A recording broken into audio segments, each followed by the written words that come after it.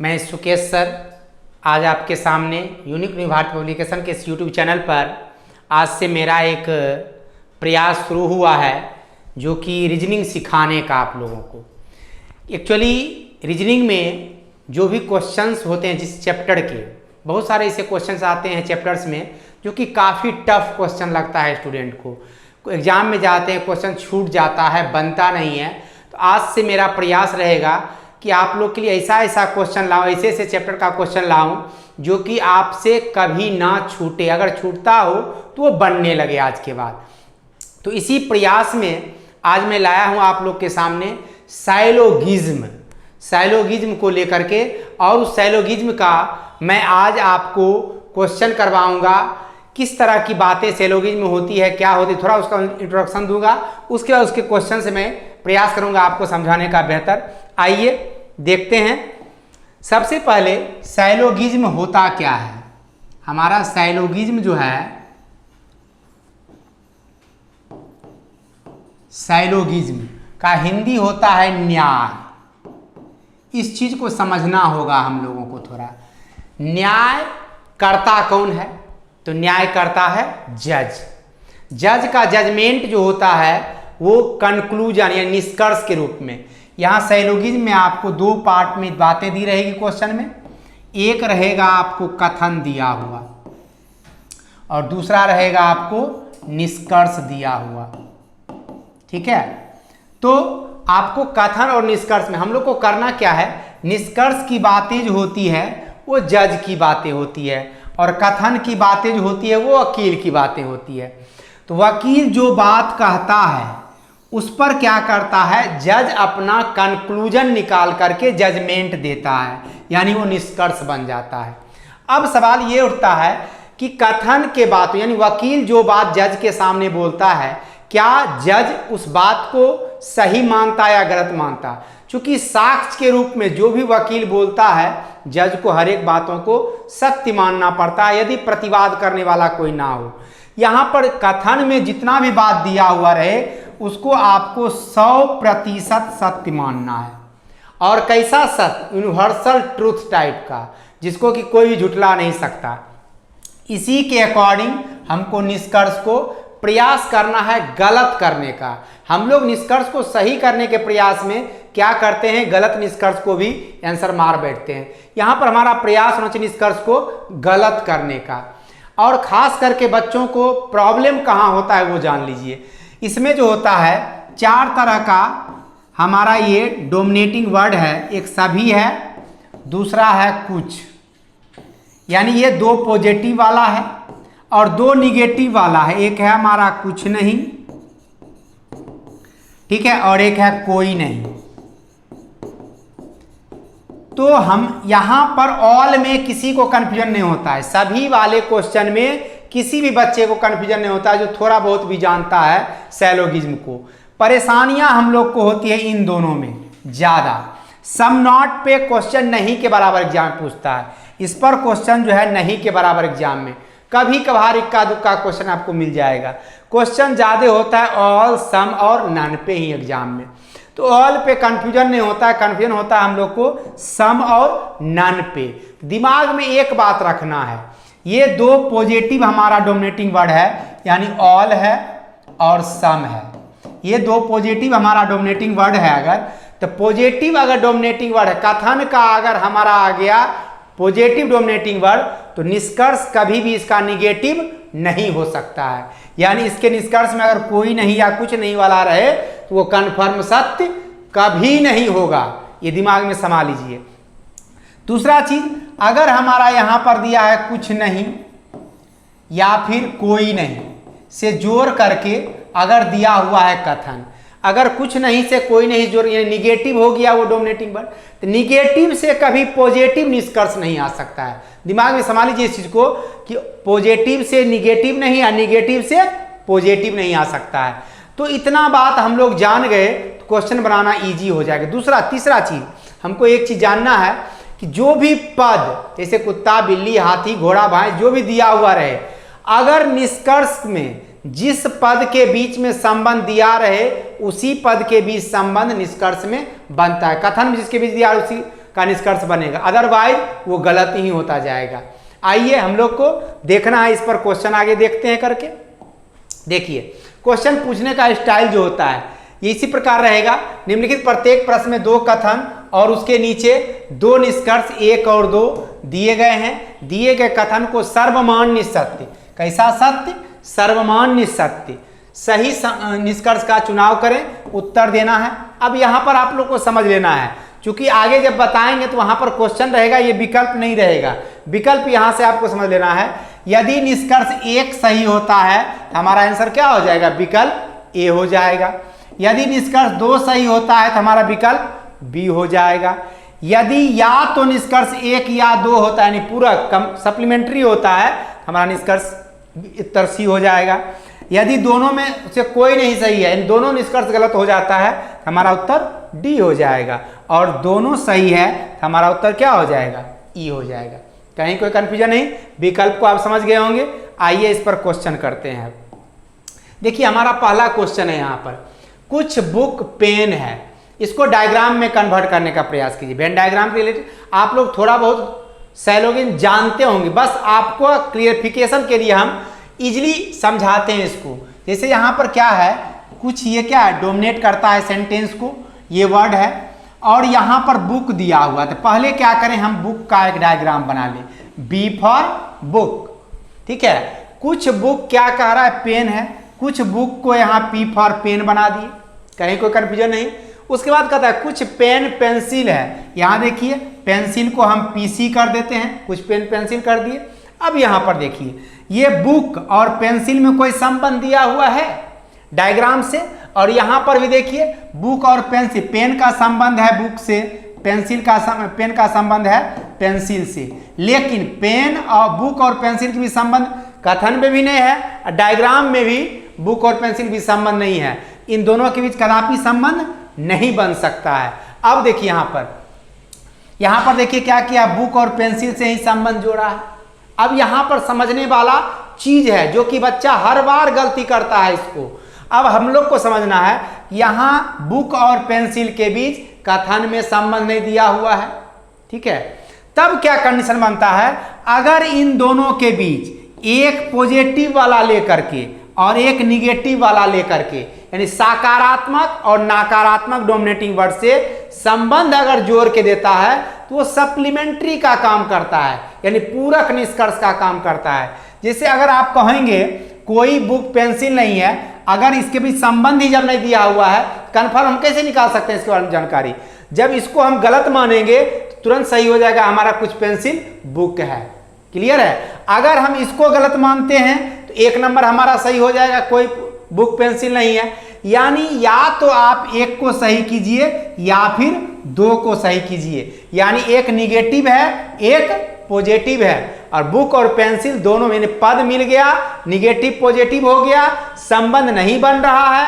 तीनों कंडीशन अगर मैच कर जाए तो आंसर हो जाता है 1 या 2, यानी सप्लीमेंट्री का केस हो जाता है। क्या हो जाएगा आंसर? या तो निष्कर्ष 1 या 2 सही है, यानी जो कि विकल्प आपका सी में दिया हुआ था। आंसर हो गया सी। आइए नेक्स्ट क्वेश्चन देखते हैं। नेक्स्ट क्वेश्चन हमारा है, कुछ तर्क उत्तर है। अब डायग्राम बनाइए, डोमिनेटिंग वर्ड के जस्ट बाद उसका लिखिए, पहले टी फॉर तर्क हो गया। क्लियर है? कुछ तर्क कहता है उत्तर है, यू फॉर उत्तर है, सभी व्याख्या उत्तर है। सभी व्याख्या उत्तर का व्याख्या को, बी फॉर व्याख्या को उत्तर के अंदर रख दिए। पहला कहता है कुछ व्याख्या तर्क है। व्याख्या और तर्क में कोई संबंध है? आप देखिए डायग्राम से, अगर इसका दूसरा डायग्राम आप बनाते एक और पॉसिबिलिटी वाला, तो ये देखिए क्या होता, कुछ तर्क उत्तर है और यहाँ पर व्याख्या हम यहाँ बना लेते इस तरह से, तो आपका ये संबंध तर्क से जुड़ जाता है। लेकिन ये कंडीशन ए, कंडीशन बी है ये फिगर का, या तो ये फिगर या फिर वो फिगर। अब देखिए कुछ व्याख्या तर्क है, यहां से सही यहां से गलत, यानी एक फिगर से सही एक फिगर से गलत, ये कन्फर्म सही हुआ। दोनों फिगर सही तब कन्फर्म सही। अब देखिए कोई व्याख्या तर्क नहीं है। अब यहां से देखें कोई व्याख्या तर्क नहीं, ए नंबर फिगर से क्या हो जाएगा, वो सही हो जाएगा। यानी एक निष्कर्ष होता है ए नंबर फिगर सही, एक निष्कर्ष होता है बी नंबर से।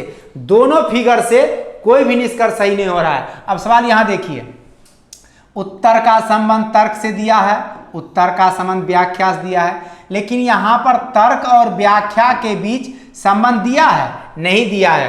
तर्क और व्याख्या के बीच संबंध बन रहा है फिगर में? नहीं बन रहा है। तब क्या कंडीशन होगा?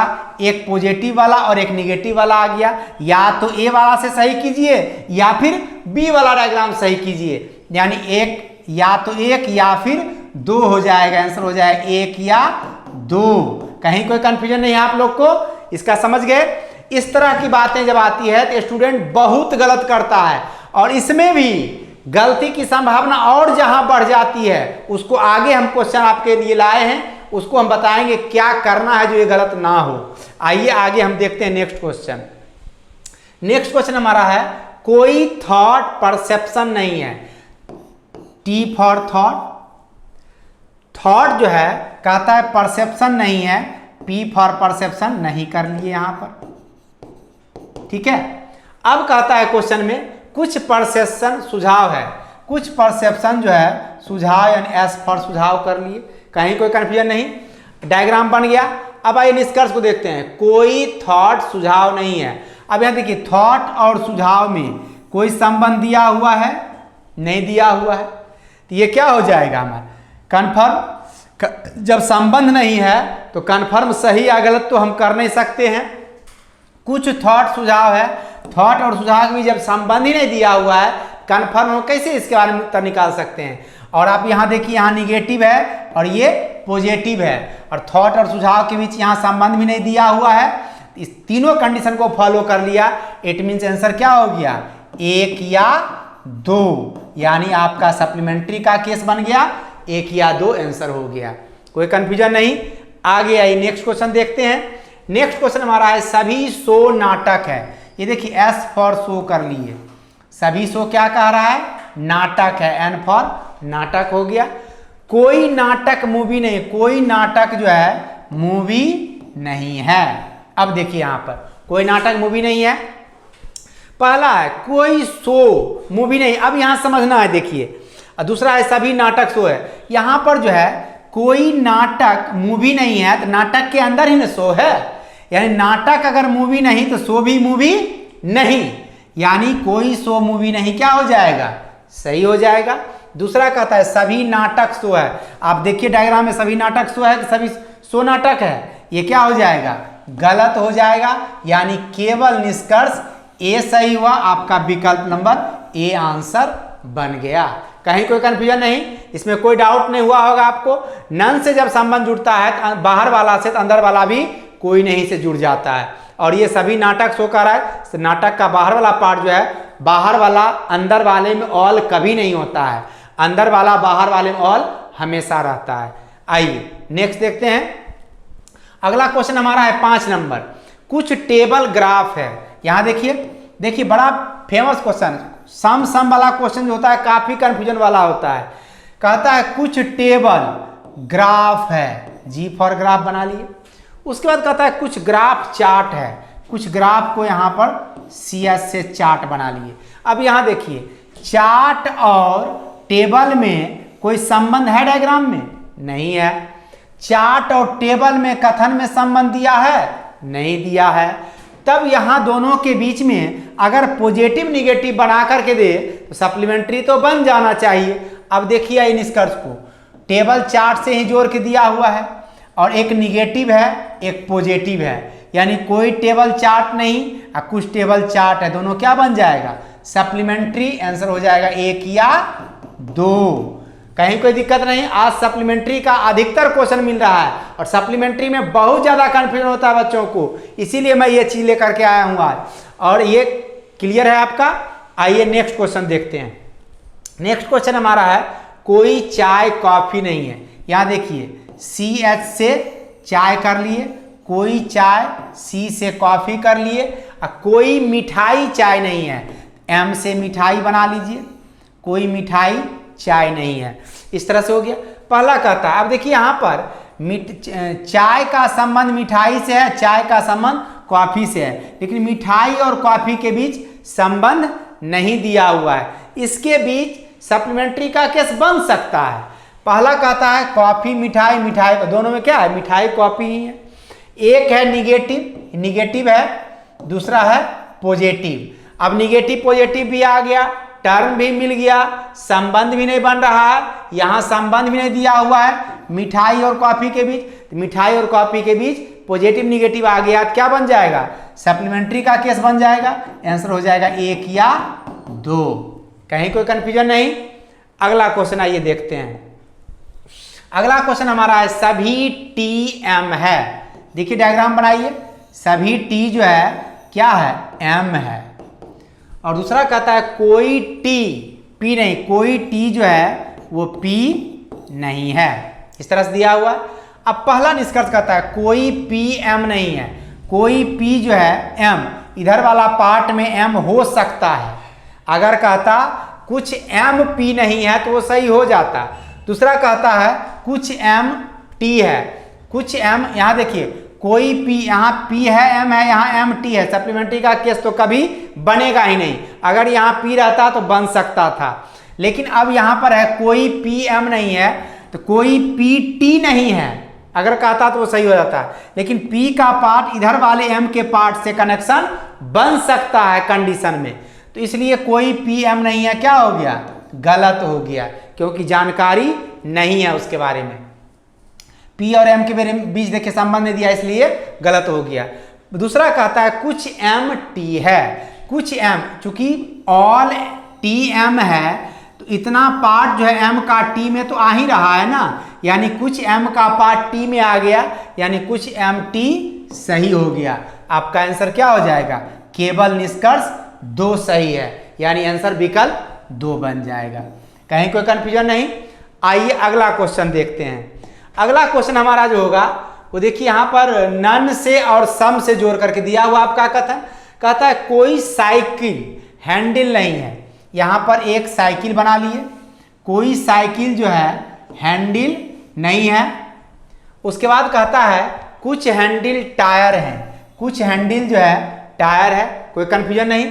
पहला निष्कर्ष है कुछ टायर हैंडल नहीं है, कुछ टायर, यहाँ ध्यान देना है, देखिए इसमें क्या है कि कोई साइकिल अगर हैंडल नहीं है और कुछ हैंडल का पार्ट टायर में है, टायर का यहाँ पर ध्यान देना है, जब कोई साइकिल हैंडल नहीं तो कोई हैंडल भी साइकिल नहीं होगा। अब दूसरा चीज में समझना क्या है, जो पार्ट टायर का हैंडल में आया इतना पार्ट, वो पार्ट टायर का साइकिल नहीं होगा। अब यहां पर क्या लिख रहा है, कोई टायर हैंडल नहीं है, कोई टायर और हैंडल में संबंध बना हुआ है। अब यहां कहता है कोई टायर हैंडल नहीं है, ये क्या हो जाएगा, गलत हो जाएगा। यहां पर आप देखिए कुछ हैंडल टायर है, डायरेक्ट पॉजिटिव से संबंध जुड़ा हुआ है टायर हैंडल के बीच। ऐसे भी बगैर डायग्राम बनाए भी आप इसको गलत कर सकते थे, क्योंकि हैंडल और टायर के बीच पॉजिटिव संबंध है, निगेटिव तो कभी होगा ही नहीं। 1 नंबर गलत। दूसरा है कुछ टायर हैंडल है। अब यहां देखिए कुछ टायर जो है हैंडल है। अब यहां से क्या, यहां पर आप लोग को समझना है इस चीज को कि यहां पर भी देखिए टायर हैंडल दिया हुआ है, निगेटिव पॉजिटिव भी है। और यहां पर क्या है कि इससे आप सप्लीमेंट्री नहीं बना सकते हैं, या तो एक या दो नहीं। क्यों नहीं बनेगा वो जान लीजिए, क्योंकि यहां टायर और हैंडल के बीच संबंध कथन में दिया हुआ है, और डायग्राम में भी टायर और हैंडल के बीच संबंध बन रहा है, इसलिए सप्लीमेंट्री नहीं बनेगा। 1 नंबर गलत। 2 नंबर कुछ टायर हैंडल है, ये कन्फर्म सही हो गया। जब कोई भी निष्कर्ष इसमें कन्फर्म सही हो जाता है तो सप्लीमेंट्री का केस नहीं बना सकता है, इसलिए इसका आंसर क्या हो जाएगा, केवल निष्कर्ष 2 सही हो जाएगा। कहीं कोई कंफ्यूजन नहीं। आइए नेक्स्ट क्वेश्चन देखते हैं। नेक्स्ट क्वेश्चन हमारा 9 नंबर है। कहता है कुछ भूमि BH से भूमि कर लिए, कुछ भूमि जो है सख्त है, S पर सख्त कर लिए। उसके बाद कहता है कोई सख्त गर्म नहीं है, कोई सख्त जो है G फॉर गर्म नहीं है। क्लियर है।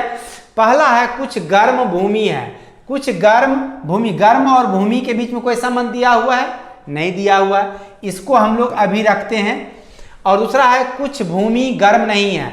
अब यहाँ पर ध्यान देना ये चीज है कि यहाँ भी देखिए गर्म भूमि, भूमि गर्म है। आपके दिमाग में आता कि भाई यहाँ भूमि और गर्म के बीच तो संबंध ही नहीं दिया हुआ है, तो संबंध कैसे बनेगा, तब तो यहाँ सप्लीमेंट्री हो जाना चाहिए पॉजिटिव निगेटिव से, लेकिन नहीं बाबू। अब देखिए इसमें कंडीशन क्या है, डायग्राम से कैसे कनेक्शन बना है इसका बीच। ये जो आप देख रहे हैं सख्त, कोई सख्त गर्म नहीं है, जो सख्त का पार्ट इतना पार्ट भूमि में है वो भूमि वाला पार्ट गर्म नहीं है, ऑटोमेटिकली हो गया। यानी कुछ भूमि गर्म नहीं है, ऑटोमेटिकली सही हो जाएगा। यानी कुछ भूमि गर्म नहीं है, 2 नंबर क्या है, ऑटोमेटिकली सही हो जाएगा। इसलिए यहां ये सप्लीमेंट्री का केस नहीं बनाएगा। हमारा आंसर क्या हो जाएगा, केवल निष्कर्ष 2 यानी विकल्प नंबर बी सही हो जाएगा। कहीं कोई कंफ्यूजन नहीं, समझ में आया। यहां पर देखिए गर्म भूमि की भी संबंध नहीं दिया हुआ है, यहां पॉजिटिव है यहां निगेटिव है। आपके दिमाग दोनों में पद मिल रहा है, दिमाग में बात आती, ये तो सर बताए तो इस तरह सप्लीमेंट्री बन सकता था, संबंध भी नहीं दिया हुआ है।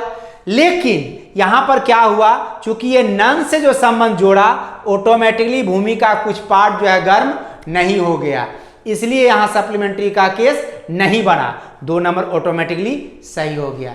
कहीं कोई कंफ्यूजन नहीं। आइए नेक्स्ट क्वेश्चन देखते हैं। नेक्स्ट क्वेश्चन हमारा 10 नंबर है, सभी एच बी है, सभी एच क्या है, बी है, सभी आर बी है। सभी आर को यहां पर रख के हम बना लिए एच से अलग करके। पहला कहता है कुछ एच आर है, एच और आर में संबंध है, नहीं दिया हुआ है। दूसरा है कोई एच है, आप संबंध अगर बनाते इस तरह से, सभी एच बी है और सभी बी, इस तरह से बन जाता संबंध, ऐसे ही बना सकते थे। Figure number A, figure number B. अब देखिए यहां एच और आर के बीच संबंध है, बी का संबंध एच से, बी का संबंध आर से, लेकिन एच और आर के बीच संबंध नहीं दिया हुआ है। तो हम लोग को यहां पर एच और आर के बीच संबंध बना करके ये दिया हुआ है पॉजिटिव और ये दिया हुआ है निगेटिव। जब निगेटिव पॉजिटिव दे दिया है तो हमारे दिमाग में एक ही बात आएगी, सप्लीमेंट्री का केस। अब सप्लीमेंट्री केस में देखिए एच आर दोनों जगह मिल रहा है, टर्म भी मिल रहा है, संबंध भी नहीं बन रहा है, और यहाँ पर पॉजिटिव निगेटिव भी है, और यहाँ पर ए नंबर में संबंध नहीं बन रहा है, यहाँ संबंध बन रहा है।